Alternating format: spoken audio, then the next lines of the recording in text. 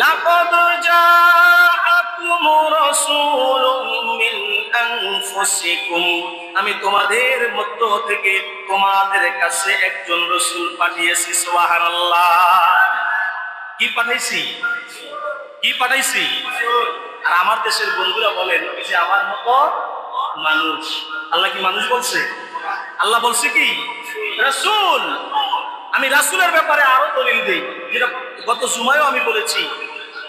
আদম আলাইহিস সালাতু ওয়াস সালাম থেকে শুরু করে ঈসা রুহুল্লাহ পর্যন্ত যতগুলো নবী রাসূল আল্লাহ দুনিয়ায় পাঠিয়েছেন, কোন নবীর কালিমার শেষে রাসূল শব্দটা নাই। আমরা যদি আদম নবীর কালিমা শুনি, আদম নবীর কালিমা হলো আদম লা ইলাহা ইল্লাল্লাহ, আদম সফিউল্লাহ। আমরা যদি ইব্রাহিম নবীর কালিমা শুনি, লা ইলাহা ইল্লাল্লাহ, ইব্রাহিম খলিলুল্লাহ। আমরা যদি মূসা নবীর কালিমা শুনি, লা ইলাহা ইল্লাল্লাহ, মূসা কালিমুল্লাহ। আবার আমরা যদি ঈসা নবীর কালিমা শুনি, লা ইলাহা ইল্লাল্লাহ, ঈসা রুহুল্লাহ। এক জায়গায় আল্লাহ রাসূল শব্দটা ব্যবহার করে নাই, ঠিক কিনা? কিন্তু তারা কি রাসূল না? ঈসা নবীর উপরে কিতাব নাযিল হয়েছে, ইনজিল শরীফ। মূসা নবীর উপরে তাওরাত শরীফ, তারপরে দাউদ আলাইহিস সালামের উপরে জাবুর শরীফ। তো তারা কি রাসূল না?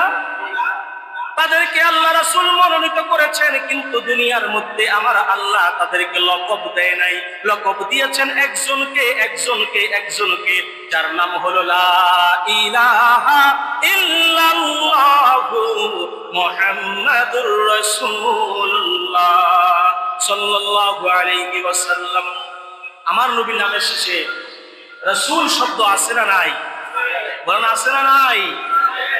এখানে আল্লাহ বলতেছে লাকাদ জাআকুম রাসূলুম মিন আনফুসিকুম, আমি তোমাদের মধ্য থেকে একজন রাসূল পাঠিয়েছি। কি পাঠিয়েছি? রাসূল পাঠিয়েছি। সাধারণ কোন লোক নাম, সাধারণ কোন নবী না, সাধারণ কোন পয়গম্বর না। আমার মনোনীত খতমে নবুয়তের সিল যার শরীরের মধ্যে লাগানো, যার টাইটেল হলো খাতামুন নবিয়্যিন, ওই নবীকে আমি তোমাদের কাছে পাঠিয়েছি। তোমাদের মাঝে সাধারণ ভাবে পাঠাই নাই, তোমাদের মাঝে পাঠিয়েছি রাসূল হিসেবে। সুবহানাল্লাহ। আলাইহি মা আনিতুম হারিসুন আলাইকুম বিল মুমিনিনা রাউফুর রহিম, যিনি তোমাদের জন্য সবচেয়ে বড় হৃদয়ে উজাড়কারী, সবচেয়ে বড় ভালোবাসার ব্যক্তি, সবচেয়ে মহাব্বতকারী ব্যক্তি, যিনি রহমান, যিনি রহিম, যার মতো দয়াবান, যার মতো দয়ালু এই পৃথিবীর বুকে আর কেউ নাই, ঠিক কিনা? আমরা যদি আল্লাহ পাকের 99টা নাম করি, তখন আমরা পাই কি? রউফ এবং রহিম। কার নাম? বলেন রউফ এবং রহিম। বিসমিল্লাহির রহমানির রহিম। এই রউফ রহিম এই নামগুলো কার? আল্লাহর। কিন্তু এখানে আল্লাহ সূরা তাওবার 128 নং আয়াতটা আপনি খুলে দেখেন, এখানে আল্লাহ রউফ এবং রহিম নামটা উৎসর্গ করে দিয়েছে আমার রাসূলের ক্ষেত্রে। সুবহানাল্লাহ। আল্লাহ সুবহানাহু ওয়া তাআলা বলে বিল মুমিনিনা রাউফুর রহিম, তিনি হলো মুমিনদের জন্য, তিনি হলো ঈমানদারের জন্য দয়ালু, ঈমানদারের জন্য সবচেয়ে ভালোবাসার পাত্র। তার মতো ভালোবাসা, তার মতো দয়া এই পৃথিবীর মধ্যে আর কারো নাই। এই জন্য আমি আল্লাহর টাইটেল রউফ এবং রহিম আমার বন্ধুর নামে দিয়ে দিলাম। সুবহানাল্লাহ। রউফ রহিম নামটি তোমার আল্লাহু আল্লাহু, রহিম রহমান নামটি তোমার আল্লাহু আল্লাহু আল্লাহু, কাদির সাত্তার নামটি তোমার আল্লাহু আল্লাহু আল্লাহ।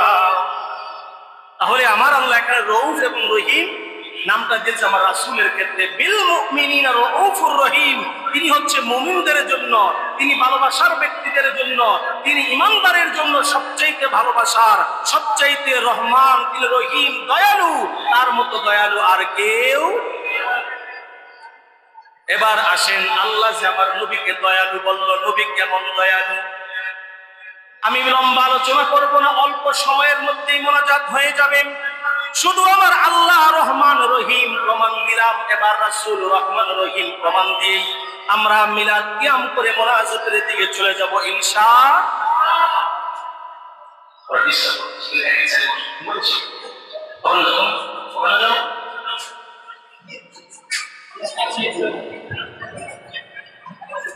এখানে আল্লাহ সুবহানাহু ওয়া তাআলা যে রউফ এবং রহিম বলেছেন, এই রউফ এবং রহিম বলে আল্লাহর হাবিবের দয়া, আল্লাহর হাবিবের ভালোবাসার প্রকাশ করেছেন যে পৃথিবীর মধ্যে আমার পরে তোমাকে যদি ভালোবাসার মতো কেউ থাকে, তোমাকে মহাব্বত করার কেউ থাকে, তোমার বিপদের সঙ্গী যদি কেউ থাকে, তিনি একজন, তিনি হলো আমার নবী। ঠিক কিনা? তিনি হলেন আমার নবী, আমার রাসূল, এই একজন ব্যক্তি। আল্লাহর হাবিব কেমন রহিম, কেমন দয়ালু, ছোট্ট একটা উদাহরণ দিয়ে আলোচনা শেষ করে দিব। আপনি আমি নামাজ পড়ি, রোজা রাখি, যাকাত দেই, দান সদকা করি, পরকালে মুক্তি পেয়ে জাহান্নাম থেকে বেঁচে জান্নাতে যাওয়ার জন্য, ঠিক কিনা? আল্লাহর হাবিব সাল্লাল্লাহু আলাইহি সাল্লাম বলেন, তোমরা যেই জাহান্নামকে ভয় পাও, তোমরা যেই জাহান্নামের জন্য নামাজ পড়ো, তোমরা যে জাহান্নামের জন্য আল্লাহর কাছে মাফ চাও, রোজা রাখো, দান সদকা করো, শোনো শোনো, ওই জাহান্নাম থেকে তোমরা নিঃসন্দেহে মাফ পেয়ে যাবে। তোমাদের জন্য জাহান্নাম হারাম হয়ে যাবে যখন তোমরা আমি রাসূলকে স্বপ্ন যোগে দেখবা। সুবহানাল্লাহ। রাসূলকে স্বপ্ন যোগে দেখতে চাই কি চাই না? বলেন চাই কি চাই না? নারে তাকবীর, নারে রিসালাত, আহলে সুন্নাত ওয়াল জামাত, ঈদে মিলাদুন নবী। রাসূলকে যদি আপনি স্বপ্ন যোগে একটিবার দেখেন, একটিবার যদি দেখতে পারেন, আপনার জন্য জাহান্নামের আগুন হারাম করে দিবে কে? আল্লাহর হাবিব বলেন, তোমার নামাজ, তোমার ইবাদত বন্দেগী, তোমার রোজা, তোমার দান সদকা সব কিছু জাহান্নামের জন্য। কিন্তু বান্দা শোনো শোনো শোনো, যদি একটিবার আমি রাসূলকে স্বপ্ন যুগে দেখতে পারো, তোমাকে আমি ঘোষণা করে দিলাম, আমি রাসূলের চেহারা মুবারক তুমি দেখতে দেরি, জাহান্নামের আগুনটা তোমার জন্য হারাম হতে দেরি হবে না। সুবহানাল্লাহ। ও আমার উম্মত শোনো, তুমি যখন দুনিয়ার মধ্যে এত কঠিন কঠিন সময় পার করে আল্লাহর কাছে মাফ চাও না, আল্লাহর কাছে ক্ষমা চাও না, নাফরমানি করো, জুলুমবাজি করো, অন্যায় করো, বিচার করো, তারপরও আল্লাহর কাছে ক্ষমা চাও না, কিন্তু আমি নবী রওজাতুল মুবারকের মধ্যে তোমার জন্য আল্লাহর কাছে ক্ষমা চাই। সুবহানাল্লাহ। এই জন্য আমার নবীর একটা টাইটেল হলো, নবী হলো হায়াতুন নবী। বলেন কি নবী? আমার নবী হায়াতুন নবী না মরা নবী? আজকে আমাদের দেশের মধ্যে এক ধরনের খবিশের দল প্রচার করে যে নবীজি মরে পচে গলে শেষ হয়ে গেছে। বলেন নাউজুবিল্লাহ। আল্লাহর হাবিব বলেন, আমি হলাম হায়াতুন নবী, এটা আমার একটা লকব। আমি আমার রওজা মুবারকে উম্মতের মায়ায় কান্দি, উম্মতের জন্য কান্দি। জন্মের পরে সিজদায় পড়ে রব্বি হাবলি উম্মতি, আমি হেরা গুহার মধ্যে গিয়ে রব্বি হাবলি উম্মতি, আমি খানায়ে কাবার মধ্যে গিয়ে রব্বি হাবলি উম্মতি, আমি আল্লাহ পাকের মেরাজে গিয়ে রব্বি হাবলি উম্মতি। সুবহানাল্লাহ। আল্লাহু আকবার। ইয়া রাসূলুল্লাহ, জিন্দাবাদ জিন্দাবাদ। আল্লাহু আকবার। হুশিয়ার।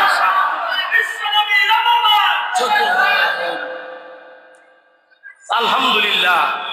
আল্লাহর হাবিব মেরাজের মধ্যে গিয়েও, মেরাজ একটা স্পেশাল, এটার কাউকে দেওয়া হয়েছে? কাউকে দেওয়া হয়েছে? কোরআনে আল্লাহ তাআলা মেরাজ সম্পর্কে আমাদেরকে জানায়া দিলেন, সুবহানাল্লাযী আসরা বিআবদিহি লাইলাম মিনাল মাসজিদিল হারামি ইলাল মাসজিদিল আকসাল্লাযী বারাকনা হাওলাহু লিনুরিয়াহু মিন আয়াতিনা।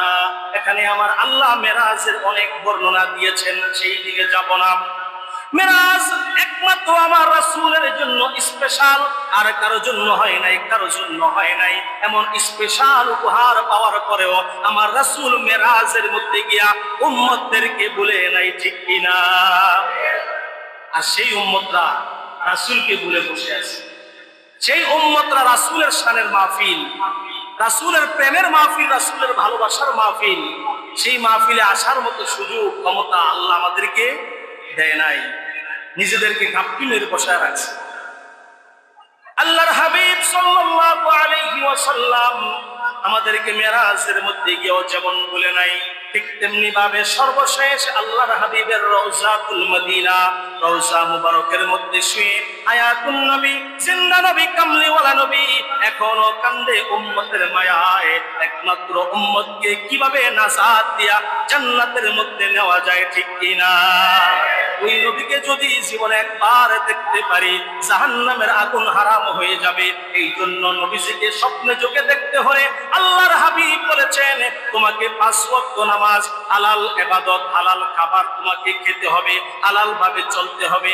এর পাশাপাশি সর্বদা জবানের মধ্যে দুরূদ শরীফ চালু করতে হবে। সুবহানাল্লাহ। দুরূদ শরীফের আমল চালু করতে হবে যদি নবীজিকে স্বপ্নে দেখতে চাই। দুরূদ শরীফের আমল, আজকে আমার যুবক ভাইয়েরা দুরূদ শরীফের আমল নাই। কানের মধ্যে ইয়ারফোন লাগায়া পিছন দিয়া পাশা অর্ধেক বের করে দাঁড়ায়া দাঁড়ায়া গান শোনে আর পা ঝুলায়, আছে না নাই? গান শোনে আর পা ঝুলায়।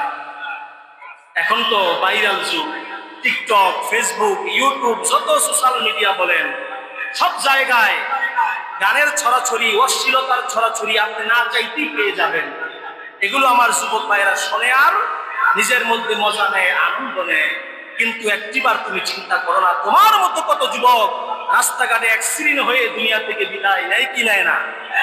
তোমার মতো কত বৃদ্ধ বিছানার মধ্যে রাত্রে শুইছে, সকালে আর ওঠে নাই, এই ঘুম তার পরকালের ঘুম হয়ে গেছে, কি বলে ঠিক কিনা? তোমার মতো কত ছোট্ট ছোট্ট বাচ্চারা দুনিয়া থেকে বিদায় নিয়ে চলে গেছে। একদিন তুমিও চলে যাব, আমিও চলে যাব, কেউ থাকবো না, দুনিয়া থাকার জায়গা না। অতএব দুনিয়ার মধ্যে থেকে যেন আল্লাহর হাবিবের চেহারা মুবারক দেখে জাহান্নামের আগুনটাকে হারাম করায় যেন মরতে পারি। আল্লাহ কবুল করে বলে আমিন। জাহান্নামের আগুন হারাম করানোর জন্য নবীজির চেহারা মুবারক দেখা, আর চেহারা দেখার জন্য শর্ত হলো দুরূদ শরীফ বেশি বেশি করে পাঠ করা। দুরূদ শরীফ আমরা পারি কি পারি না? দুরূদ শরীফ বেশি বেশি করে পাঠ করা। আল্লাহর হাবিব বলেন, দুরূদ শরীফ বেশি বেশি করে পাঠ করলে তোমার সঙ্গে আমার মহাব্বত হবে, ভালোবাসা হবে। জগতের মধ্যে দেখবেন যে যাকে বেশি মহাব্বত করে তার নাম জপতে জপতে গলা ভেঙে ফেলে, ঠিক কিনা? গলা ভেঙে ফেলে তার নাম জপতে জপতে। তাকে আমি ভালোবাসি, মহাব্বত করি, পছন্দ করি, তার জন্য সব সময় মনটা উজাড় হয়ে থাকে।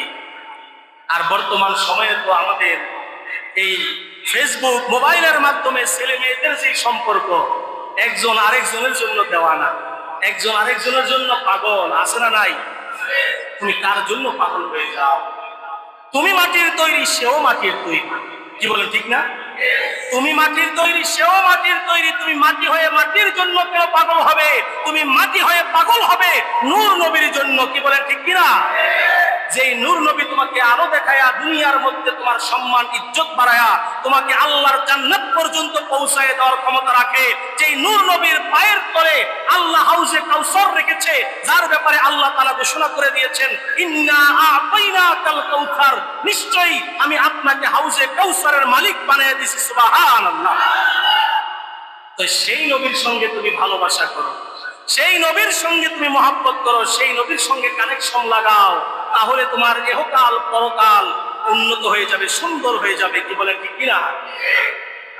আল্লাহ রাব্বুল আলামিনের দরবারে সর্বদা দোয়া করব, আল্লাহ আপনার দরবারে ফরিয়াদ, আপনার দরবারে আকুল আবেদন, মেহেরবান মাহবুব মাওলা নবী যুগে স্বপ্ন যুগে আমাদের না দেখাইয়া মরণ দিয়েন না, বলে আমিন। আমরা যেন বেশি বেশি করে নবীজির দুরূদ পড়তে পারি। এই দুরূদ পড়লে আরেকটি লাভ হলো, আল্লাহর হাবিব বলেন, যখন কোন ব্যক্তি আমার উপরে একবার দুরূদ পাঠ করে, কয়বার? আপনি সবচেয়ে ছোট একটা দুরূদ সাল্লাল্লাহু আলাইহি ওয়াসাল্লাম, এই দুরূদটা পাঠ করলেন মাত্র একবার, আল্লাহর হাবিব বলেন একবার দুরূদ তুমি পাঠ করো না, আল্লাহ সুবহানাহু ওয়া তাআলা তোমার আমলনামা থেকে 10টি গুনাহ মাফ করে দিল। সুবহানাল্লাহ। আল্লাহ সুবহানাহু ওয়া তাআলা তোমার মর্যাদা, তোমার সম্মান, তোমার সম্মান, তোমার শান শৌকত আল্লাহ তাআলা 10 বার বুলন্দ করে দেয়। সুবহানাল্লাহ। আর এই দুরূদটাকে ফেরেশতারা নবীজির রওজা মুবারকে নিয়ে যায়। ও মায়ের নবী, কামলিওয়ালা নবী, দয়াল নবী, আপনার একদল আশিকেরা, আপনার একদল পাগলেরা, আপনার একদল পাগল গুরু মসজিদের মধ্যে, গাউসুল আজম মসজিদের মধ্যে বসে বসে আপনার গুণগান গায়, আপনার গুণগান গায়, আপনার প্রশংসা করে, আপনার নামে দুরূদ পাঠায়া দিছে। আল্লাহর হাবিব আমাদের দুরূদ গ্রহণ করবে, ঠিক কিনা? কারণ মাথার গাম পায়ে ফেলায়া আপনি নবীর শানে দুরূদ পড়তেছেন। আজকের সময়টা ইচ্ছা করলে খারাপ জায়গায় ব্যয় করতে পারতেন, টিভি সিনেমায় ব্যয় করতে পারতেন, বন্ধু বান্ধবের সঙ্গে ব্যয় করতে পারতেন, আপনি আড্ডা মেরে গল্প গুজব করে ব্যয় করতে পারতেন। কিন্তু আমার আল্লাহ বলে না, না, একদল আমার নবীর পাগলেরা, নবীর আশিকেরা মাথার গাম পায়ে ফেলে গরমের মধ্যে বসে বসে নবীর প্রেমে, নবীর ভালোবাসায় তারা মসজিদের মধ্যে বসে আছে। আল্লাহর হাবিবের দরবারে দুরূদ যাইতে দেরি, কবুল হতে দেরি হবে না, ঠিক কিনা? এখানে আমরা বসে আছি একমাত্র আল্লাহ এবং তার রাসূলের ভালোবাসার জন্য, কি বলেন, ঠিক কিনা? অন্য কোনো উদ্দেশ্য আছে? টাকা পয়সা দিবে, তাবারক দিবে, আছে, তাবারক আছে, কিন্তু আমরা তাবারকের আশায় না। তাবারক দেওয়া একটা সুন্নাত। বলেন, তাবারক দেওয়া কি সুন্নাত? আজকে তাবারককে আমরা খাবার মনে করি। মাঝখান দিয়ে 1 মিনিটে কথাটা বলে বলি, তাবারককে আমরা কি মনে করি? খাবার মনে করি। যেদিন থেকে বাংলার মুসলমান তাবারককে সাধারণ খাবার মনে করছে, ওই দিন থেকে তাবারকের বরকত নষ্ট হয়ে গেছে, কি বলেন, ঠিক কিনা? আর আগে মুমূর্ষু রোগীকে নিয়ে এই তাবারক খাওয়াতো।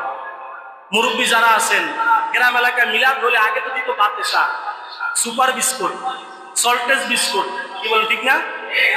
এইরকম এখনকার সময়ের মতো বিরিয়ানির প্যাকেট, খিচুড়ির প্লেট, তারপরে জর্দা, আপনার মিষ্টি, নিমকি, এগুলো তো ছিল না। ছিল বাতাসার সুপার গ্লু বিস্কুট, 1টা 2টা করে দিত। একটু ভেঙে বিসমিল্লাহ করে নিজে খাইতো, একটু বাড়িতে রুগীরে নিয়ে খাওয়াইতো। ছোট্ট একটা বাচ্চা থাকলে তারে খাওয়াই দিত, আল্লাহ মিলাদের তাবারক খাওয়াই দিলাম, আমার নাতিটার জেন শক্তি বাড়াইয়া দিও, কি বলেন, ঠিক কিনা? আর এখন তাবারকের বানাই নিছি কি?